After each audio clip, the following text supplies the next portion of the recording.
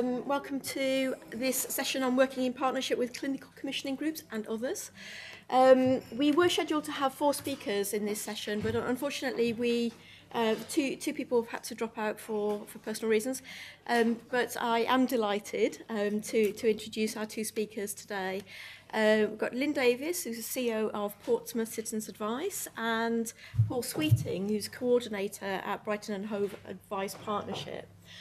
My name is Claire Blades. I'm just chairing this session. All the glory belongs to these 2 people on my left and right. But I am really delighted to be here from Citizens Advice to present a session, to chair a session, I should say, on working in partnership. We certainly, as a service, believe that partnership is a really important way forward. And a great way of delivering real value in advice setting. So without further ado, I'll introduce you to Paul, who will work through the first presentation. Thank you very much, Claire. Good afternoon, everybody. So my name's Paul, and until quite recently, I was coordinator of the Brighton and Hove Advice Partnership. I was asked today to come and talk to you about some of the projects we did with health services in Brighton and Hove. I'm really pleased to do that because it's actually been quite a positive experience, and also very pleased to my new employer, which is Macmillan, for releasing me for the day to come here. So firstly, just a little bit about the partnership in Brighton and Hove and how it works. It's never really just been a group of advice providers kind of coming together and eyeing each other up across the table. It's always been part of the local strategic partnership, and that's something that Brighton and Hove has maintained. I don't know if you're familiar with local strategic partnerships, but they bring together health, business, the local authority, police, all of those sectors across the city to form a strategic vision for how a local area should work. And the advice partnership has sat underneath that for some time. And as such, it's quite diverse. It brings together not just advice providers, but other stakeholders, funders. I mean, people come, people go, but the idea is that we're all working together towards the same vision. And that vision isn't just about provision of advice. It's really more to do with promoting equality, promoting fairness, promoting social inclusion. And my role was funded for 7 years through the lottery. So initially through Advice Plus, then we got a year's extension on that through the Change Impact, and then subsequently through the Advice Services Transition Fund. And although I was employed by a couple of partner agencies during that time, it was always understood that I was ultimately responsible to the partnership. I wasn't working for those agencies. I was working for the aims of the partnership. And my role broadly was to partly act as a catalyst to try and make things happen. So when things got discussed in the meetings, I would then go away and try and make it happen. To act as a bit of a broker, to bring partners and stakeholders together, to prepare them for meetings, to kind of referee meetings, and then to follow up things afterwards. To act as an ambassador. I remember earlier Chili Reid talked about making the case for advice outside our little bunker, and that was a big part of the role, was to get people to understand the strategic value of what we do in the sector. And also, a lot of it was providing technical support. Now, that might be technical support in writing bids, or it might have been technical support in supporting commissioners to write commissioning documents, or it might have been project managing things to get them off the ground. And lastly, I've said, partnership coordinator. It was, as I said, trying to make things happen, and hearing a conversation over there, and then hearing another half of that conversation somewhere else, and getting people together and getting things moving. So that was the role. And in terms of health, a good starting point would have been around 2009, 2010 when I first started. And one of the first conversations I started to have was with the bit of the local authority that issued out discretionary grants. And at that time, there was some political will to do something around benefits take-up. But they weren't really sure what it was. I mean, they knew they funded these advice agencies, and they weren't really sure, what should we do with this? And time went on across the year, and eventually it was agreed they would pass the funding, which was £50,000 to my project, and then I would work with them to do some small grants to just seed fund little projects out across the sector. And we had a process where people would apply to, and we assessed it and so forth. And one of the projects that we seed funded was the Citizens Advice Bureau, who just wanted to do some initial work testing the water with a couple of local GPs surgeries. And that was really successful. They produced a good evaluation, and they managed to get some temporary continuation funding from the PCT. But thankfully, that wasn't the end of the story. I'll pick up a bit on that on the next slide. So then, moving forward, 2011, as we know, was a really big year for the advice sector. And we had a local campaign about LASPO, and we did some work with some PR consultants to frame that campaign. And when they talked to us about, well, who's the audience for this and what are you trying to achieve, we agreed quite early on that the government really was the secondary audience. The primary audience was the other people in the city, because we wanted people outside the advice sector to realise that if they were serious about equality, if they were serious about health and well-being, then these changes to legal aid were their business as much as it was the providers, and we all needed to start thinking about where next. And I think that campaign did have some success. We got some traction with people. And so when, come the summer, we knew it was going ahead, and we had some really, clearly the providers particularly had some really painful and difficult things to deal with, we still as a partnership wanted to try and capitalise on some of that positivity out with wider partners and stakeholders. So we put together this process where we called it a dragon's den. We managed to persuade commissioners, a commissioner from adult social care, one from council housing, one from public health, and this is the one I'll be talking about, one from communities, to come together, form a panel, all bring some funding to the table. And we said to the sector, right, now you go out there, come up with some ideas. Don't write this huge 10,000-word proposals. What you want to do is come up with some ideas about things we can do to test the water, to think about where to go next. Find at least one other agency that's going to back you, and come and pitch these to these commissioners. And we went through that. It was quite an involved process, but some really good ideas came out, things that kind of formed the foundations of many of the things we did over the next few years. In terms of health, we funded a pilot around hospital discharge, but crucially, it was really important in terms of building a relationship with the public health officer. People talk about champions, and we built a woman called Becky Woodywis, but a really good relationship with her. And through some of the work around the pilot, I was also able to support her to make an internal business case for mainstreaming and expanding the GP surgery project that I mentioned previously. So that expanded out to 6 surgeries, and the funding is still in place today, and that's still running and still very successful. So then moving towards the end of 2011, what happened through those kind of those pieces of work with Becky is she evidently started talking to some of her colleagues. I know there was a colleague called Sarah who was responsible for strategies around preventing excess winter deaths, was at that time working with somebody over in housing to bid for some money from the Department of Health. There was a temporary fund to do a piece of work over the winter around fuel poverty.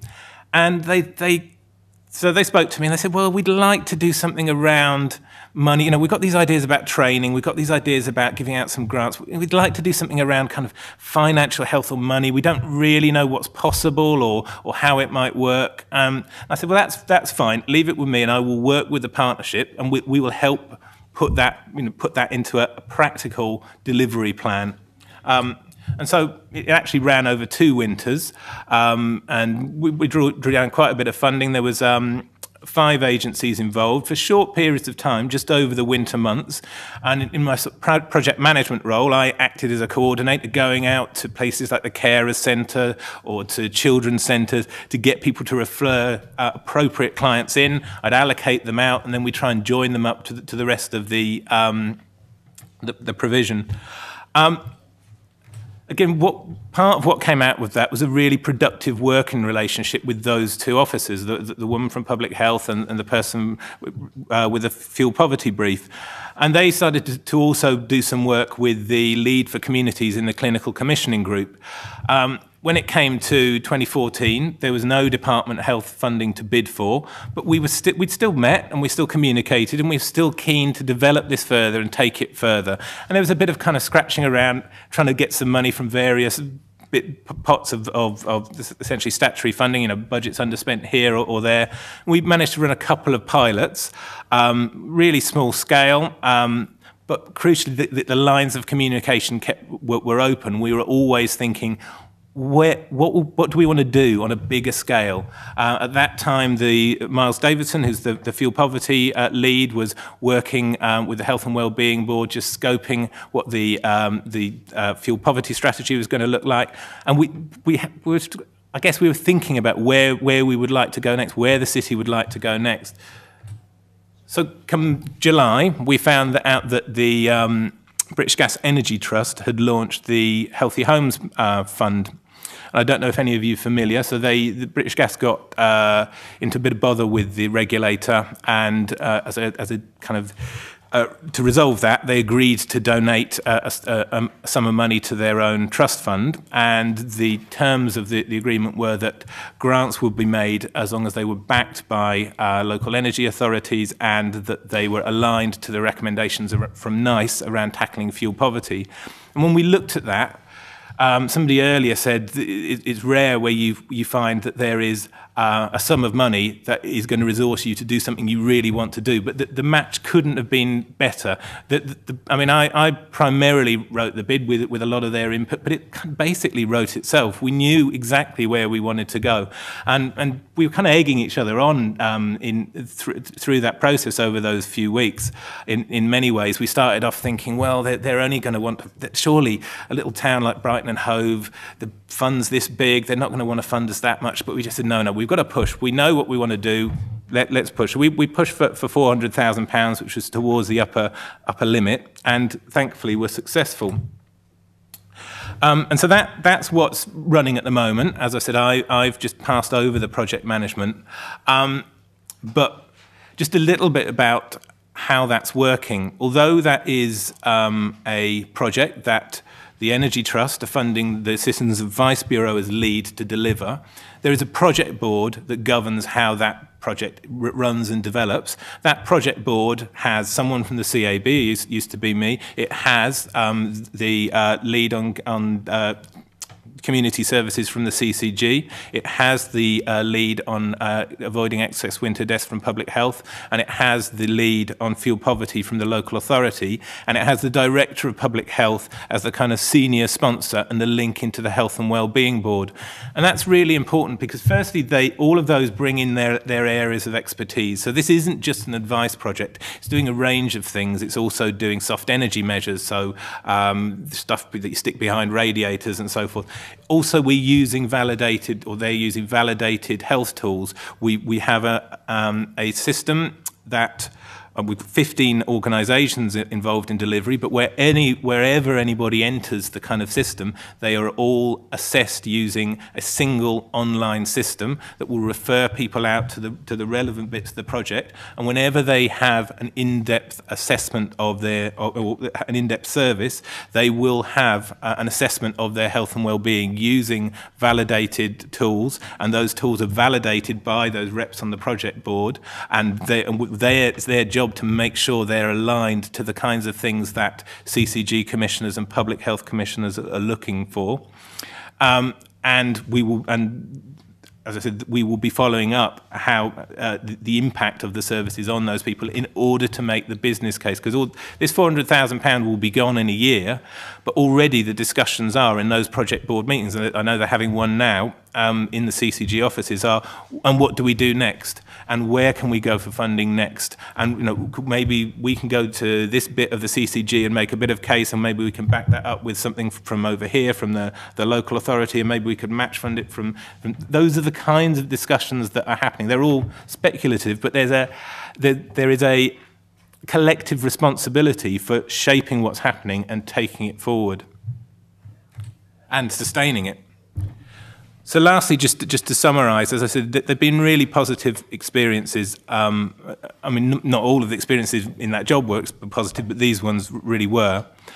And I think the learning is which people always say, relationships are essential and they take time and they take an investment of time. If I look, I did a quick stock take of my emails from the colleagues I mentioned there in public health and CCG and so forth. I had 500 emails from these three people in the last year. So I was getting and that's on top of the phone calls and the regular meetings and so forth. And many of those were before we even know we had a substantial project to run. So the other bit is really try and focus on shared values and aims before money. Don't look at healthcare professionals and think they will fund my service that I feel really precious about, and if only I can show them the magic way, or the magic formula that will show that this is what they should be funding. If you care about the health and well-being of your clients, which you do, and they care about the health and well-being of their patients, and they're the same people, that's a great starting point to start working together. Thirdly, I've said, be ambitious and brave, and really that's just a reflection on the fact. Well, in fact, I'll put the last two together, which is about trying to have some fun. The last 7 years, working within the context of austerity and endless numbers of really good professionals that you've known who are now committed many years of time into trying to make the world a better place and now redundant, or you're standing in front of people from the public sector and they're showing the Barnett graph of doom and saying we might not all be here next year, what do we do, what do we do, and no, we can't do anything anymore. It just grinds you down. It's demoralising for everyone, and it's really important, I think, to try and create a space where you can just think positively about what you can do with what is available. And it doesn't mean that you're ignoring the seriousness of the situation. It's just reflecting on the kind of misery that's around generally. Do that. That's what we did with things like, as I said, the Dragon's Den. And you don't want to make things too gimmicky, but you do want to try and approach things in a different, more creative way. And as I said, be ambitious and brave. You might as well. As I said, with the bid to British Gas Energy Trust, we just went for it and put in everything that we thought we wanted to do. And the kind of feedback informally we got was that's really what helped us succeed. So that's it from me. Thank you very much. Thank you, Paul. That was really interesting. Does anybody have any questions for Paul? There'll be another opportunity at the end. So if you think of a question, we can do that at the end. Yeah. Okay. I wrote down the idea about the project boards. Yeah. How difficult is that actually getting that together and sort of getting people to commit? Because everybody's diaries is sort of packed out. How do you manage to get that sorted out? I think part of that is that public sector officers obviously are working in a different situation now. So in a way, it benefits those officers to say, we're giving our time to manage this project, but we don't have to rely on council funds to deliver it. What we're doing is helping, enabling these organisations to bring this funding from elsewhere in, and we're on those boards to make sure they deliver on the aims that have been agreed. But we don't actually have to spend our own money at this point. So if you can support them to make those kind of internal arguments, that's where you'll get the commitment. Because that's what they do. They'll say, look, we've helped bring this money in. Rather than just spend the limited money that we have. And they have helped bring it in.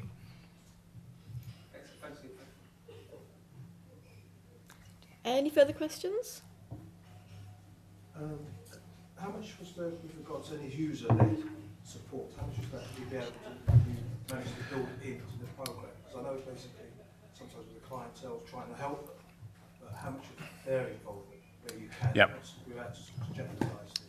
So in terms of we've had a strong user-led involvement through the whole partnership programme. Rewinding to the Dragon's Den thing, I didn't go into too much depth about that that kind of process itself, but it started with a pitch to the commissioners, and then people were sent away with a lot of feedback to work up their proposal. In between that and them doing another pitch, we had the proposals fed to a group of users, a focus group of users who went through it. We would record all the things that they said, write it up and feed that back to the people who were doing it. So those are the kinds of ways in which we've done it. In terms of the fuel poverty, it's a good question, actually.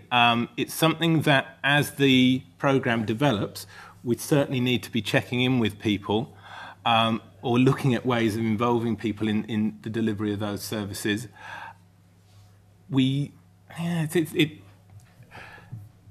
As a lot of what we've done as a partnership has been informed by the user involvement work we've done, and that has included focus groups with a range of people who traditionally find barriers to accessing advice. So we've done focus groups with people with mental health issues, for example, who are a priority under fuel poverty. We've done focus groups with carers and with families and on low incomes with children under 5, and that's been our methodology, if you like, to sit down with them, talk to them about their experiences, talk to them about their experience of accessing advice, ask them about the kind of ways in which they'd like to access services, or whether their experiences have been positive or negative.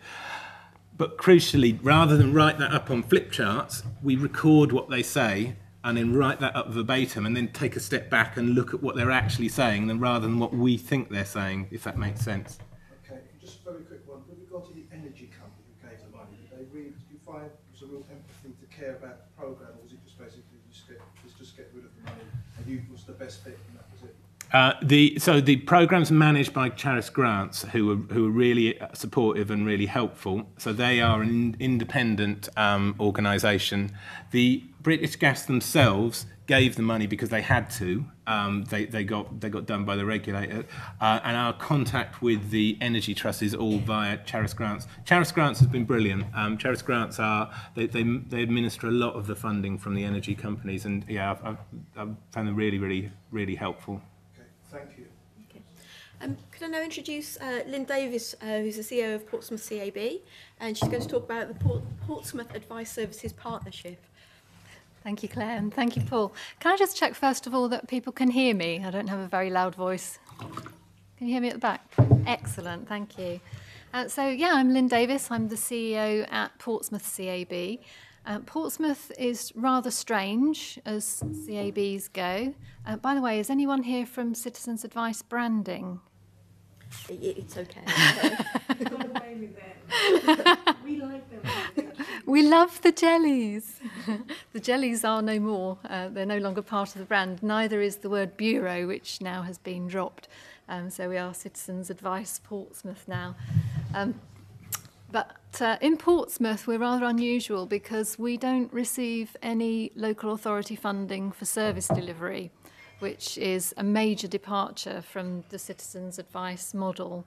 And if there are any questions about how we managed to continue, I'll be happy to have a chat with anyone after this presentation. So we led the Advice Services Transition Funded Portsmouth Advice Services Partnership. Quite sure how this is supposed to work. You're not, okay. You'll be my lovely assistant, thank you. So there's on the ASTF website, there's a longitudinal case study which has just been posted up about the Portsmouth Advice Services Partnership. So if you'd like to know a bit more about the detail, I'm just going to be skimming through everything that we did in the partnership this afternoon, but do have a look at that case study if you'd like more detail. So the Advice Services Transition Fund, for anyone who doesn't remember or doesn't know anything about it, thanks, Claire. Up to £65 million was made available, half of it provided by the Big Lottery Fund and half by government through the Cabinet Office. And in Portsmouth, we led a bid of a number of partners. And we were awarded £287,000 over the 2 years that our project ran for.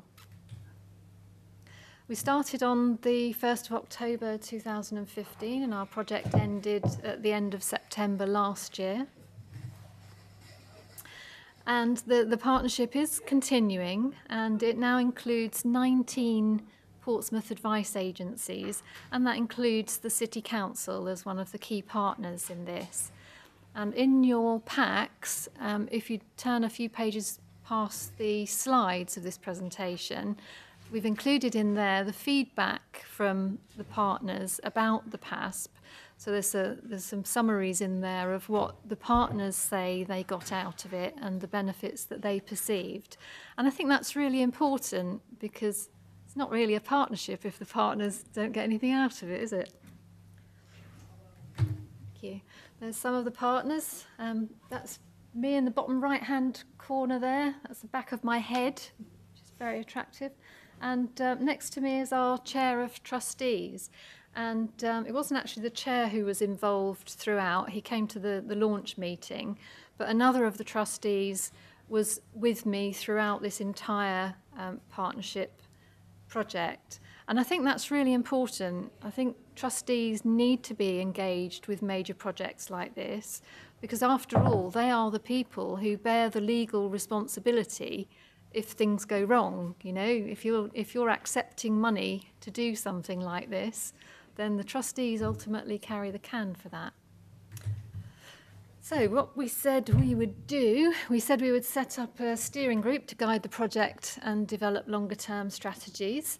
We did that. We took a fairly simple approach to doing that. There was no money changing hands in terms of most of the partners. There was only one other partner in the project who received some funding from this, and I'll talk about that in a little while. But for the steering group, we just set very simple terms of reference. So it was literally just one page of A4 to set the terms of reference for the steering group. And we agreed, for example, that we would meet 4 times a year, that we would have an agenda for each of our meetings, and that we would have minutes of each of the meetings. And it was all pretty straightforward, really. We didn't throw any complications in there. We also said that we would promote and develop volunteer involvement, and I'll be talking a bit more about that.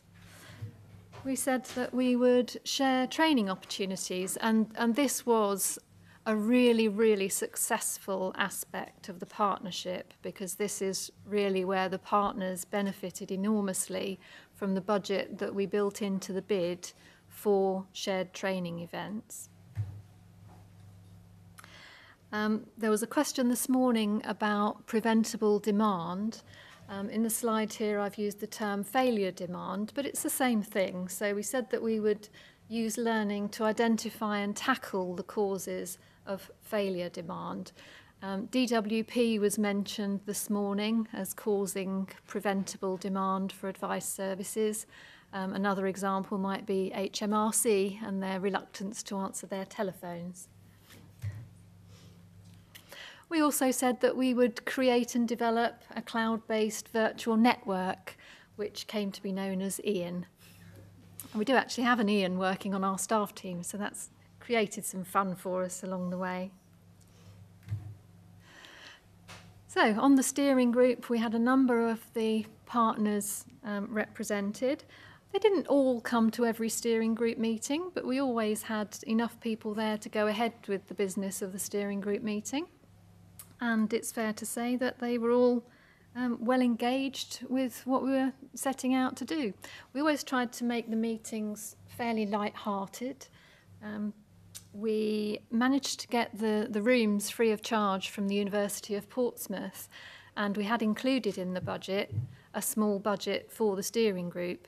So we prided ourselves on having some freshly cooked scones for afternoon tea at each of these meetings, and the scones were often a talking point.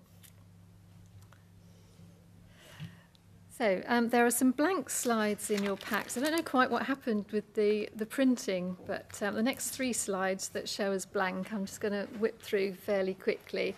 So preventable demand.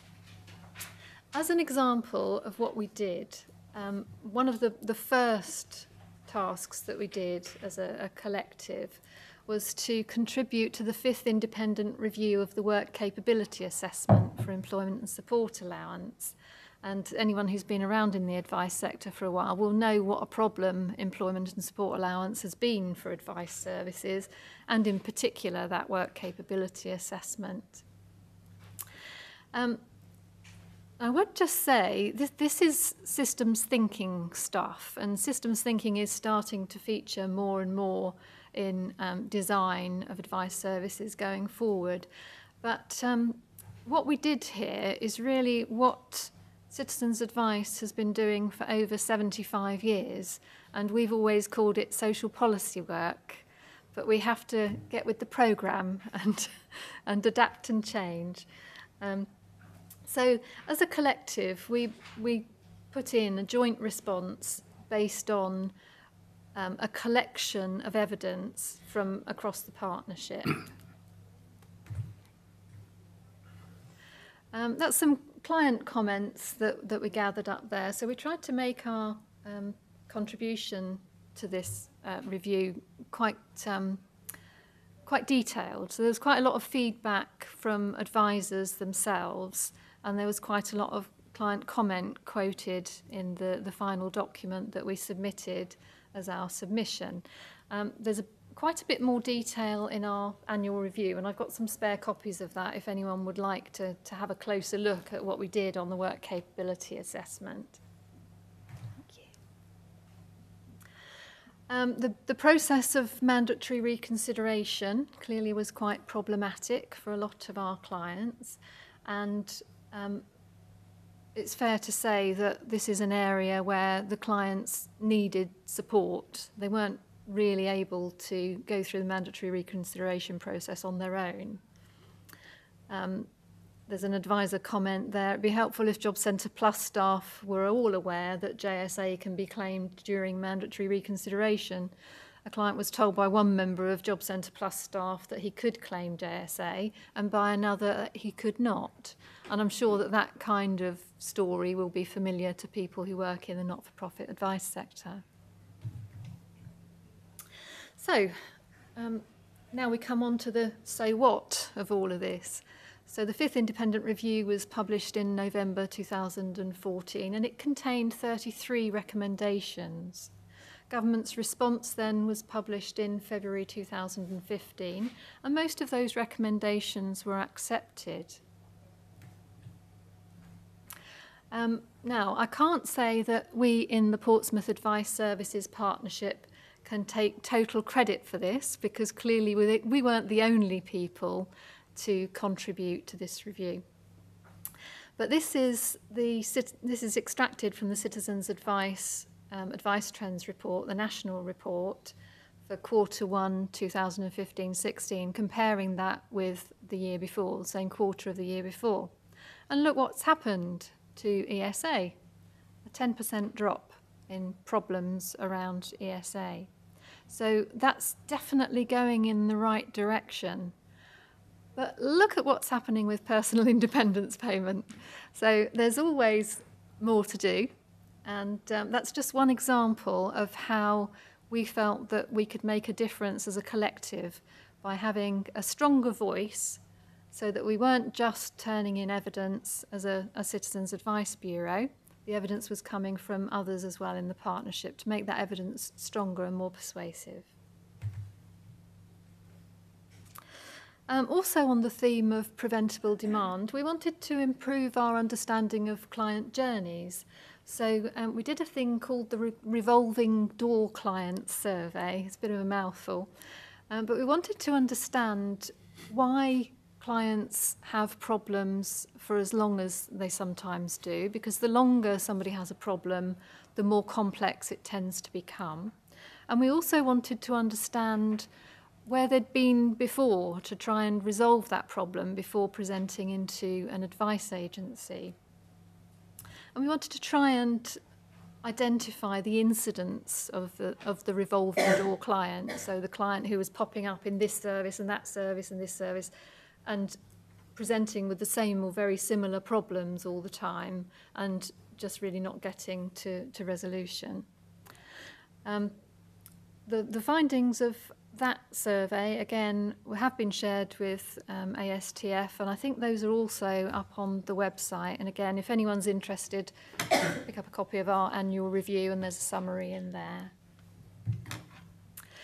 So we also said that we would promote and develop volunteer involvement.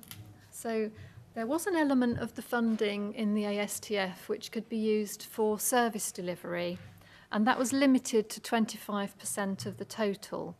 So in Portsmouth, that money came to us in Portsmouth CAB, and we used that to fund some generalist advice services, one at Cosham CAB, which is up in the north of the city, which is off the island, off of Portsea Island, where most services are concentrated. And the other was a brand new service at Ark Royal House, which is our city centre headquarters. So we used that 25% of service delivery funding specifically to fund supervision of volunteers. So in these advice services, all of the advice was given by volunteers. Anyone who's run that kind of service will know that those services are not free, even if your volunteers are giving their time for free. You've still got to train them, you've still got to support them, you've still got to pay their travel expenses, and so on.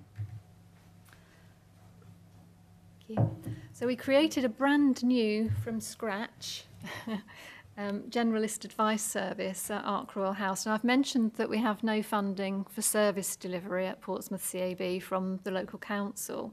So this was quite an ambitious thing to do, to start off a generalist advice service from scratch without core funding. But we did it, and we're still doing it now. We're still running that service on Tuesday and Wednesday afternoons, and in fact it's open until 7 in the evening on Tuesdays.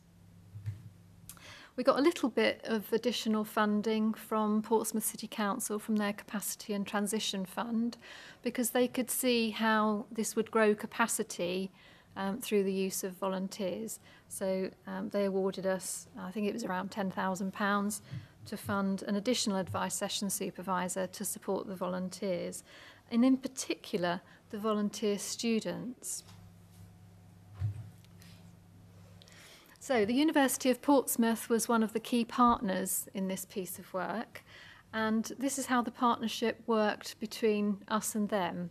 So initially we recruited 16 law and accountancy students.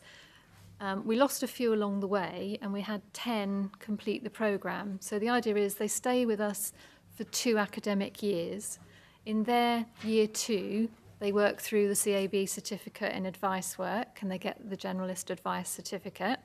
And then in their year 3, they come back and they start counting their hours of advice.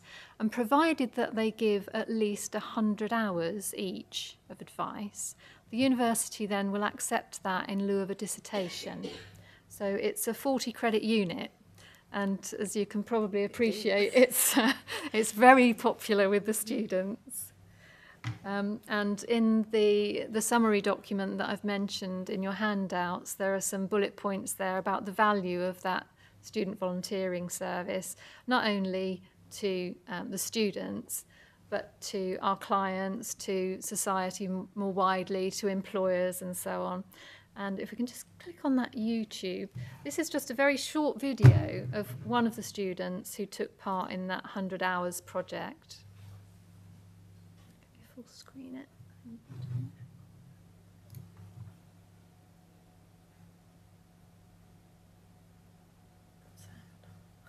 Oh, can we go back to the beginning?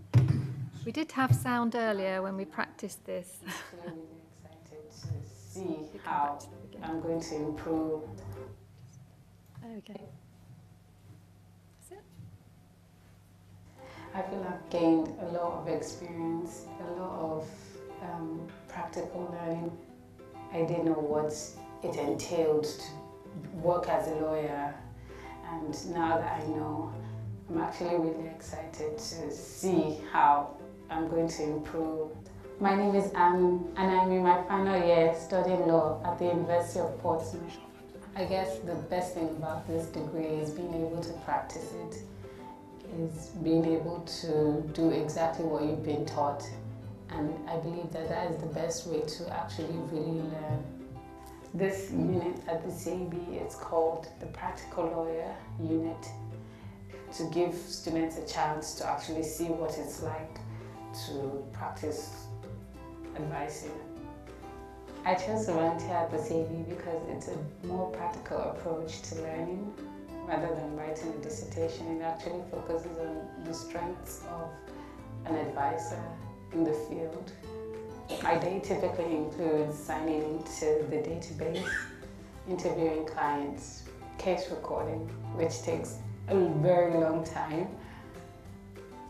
On finishing my course, I would like to get a job either as an assistant solicitor or a legal executive or a paralegal. Thank you. So that was Anu, one of our student volunteers. So between them, they gave 1,000 hours of advice, and that added quite significantly to capacity. And in that additional handout that's in your packs, you'll see I've put a graph in there to show exactly what that looked like in terms of numbers of clients. Thank you. Now, we have to wrap up, but I just wanted to mention another piece of work that we're continuing to work on, and that's around relationship breakdown. Now, through the work of the PASP, through our sharing of advice statistics with our local partners, through our revolving door client survey and a number of other means, we know that relationship breakdown is a problem in Portsmouth. And in fact, when I started looking more deeply into this, this is a paper by the Relationships Foundation, which estimates the cost of relationship breakdown at £47 billion last year. That's more than the defence budget. So relationship breakdown should be everybody's business. So in Portsmouth, we're just revving up to do a further big lottery bid around the theme of relationship breakdown, and we've done some great work around this so far, including a one-day conference that we hosted using some of the funding from the ASTF project. I'd love to show you, Ian, the Interactive Advice Network, but I'm afraid we're out of time. Thank you very much, Lynn. That was really interesting. I don't know whether we've got time for questions. Did David say we need to wrap up? Have we got time for questions, Dave? Yeah, please do. A couple of minutes questions, then we'll set up. With the trainees, have they actually finished the programme at the moment? Yes, that cohort have. We've got another cohort in with us now who are in their year 3 now, so they're just counting their hours. And we've got, this year, we've got 2 full-time placement students. What do you find in their future aspirations? Would any of them stay in that particular sector of work? They've actually done the experience, or some go off commercial? What do you find in just... There's a mixture. Some of them don't go into law at all, and some of them, you know, I think you can tell when you're working with them, you can pick out the ones who are going to have a corner suite in Canary Wharf in a few years, and the ones who probably won't stick at it and will do something else. But it certainly improves their employability. And for example, if they're going to do the LPC, they get a discount because it's such practical experience. The time that they've spent doing that and learning the interviewing skills and all the interpersonal stuff, you know, that's recognised as being valuable experience for their LPC, and they get a discount for that. Thank you. Financial discount? No, I think it's time. It's 6 months. 6 months, yeah. How receptive were the universities to this project when it started off? It's a project which we started back in the days of the CLAC, the Community Legal Advice Centre. So it is something that we'd tried and tested before, and we do have an extremely good relationship with the University of Portsmouth. They really love to be able to offer this to their students. They do other volunteering projects as well. So, for example, a student might go and work in trading standards, or with the Red Cross, or any number of volunteering opportunities. Thank you. A final question. Has the effect on who comes through the door, having sort of students, law students, younger people, have you noticed any change in the clientele that come through the door because of it? In terms of perhaps younger people engaging No, we haven't noticed any difference in the clientele. We've noticed a difference in capacity because obviously they add to capacity, so we're able to help more clients. They also tend to be quite thorough, you know, because they're students and they're all about detail. So the clients get a pretty good standard of work from them. I suppose on the downside, they are mostly very young people with limited life experience. So they're on a very steep learning curve with us. And sometimes it can take them longer to run an advice intervention than it would a more experienced advisor. But everybody has to learn somewhere.